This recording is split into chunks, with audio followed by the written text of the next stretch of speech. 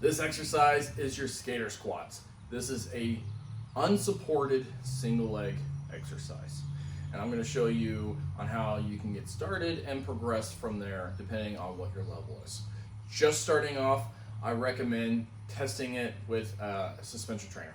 All right, so get yourself a suspension trainer set up, and you're going to have your hands here. So this is a great way to get started.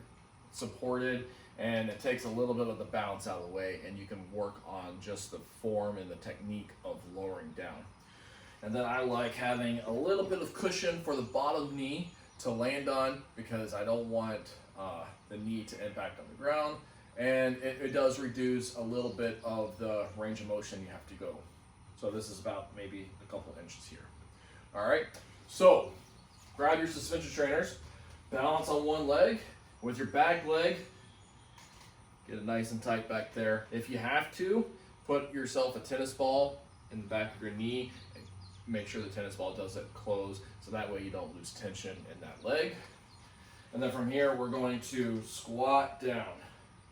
All the way down to your knee taps the mat here, and then use that front leg to drive up. The suspension trainer there is there for you to help pull yourself up, making sure you keep a good form all the way up and down. Now, a good way to progress from there is grab yourself a couple 2.5 or 5 pound weights, plates, dumbbells, whatever you have out here. I have 2 5 pounds in each hand. Same thing though, I'm going to balance on one leg. Back leg here is nice and tight. Keep that core engaged. And as I go down, I'm going to drive the weights out in front of me and then come back up. So it's like a little heartbeat motion, right? Pushing the weight out, pulling back in. That's going to change your center of mass, allowing you to get to that bottom position and come by adding weight.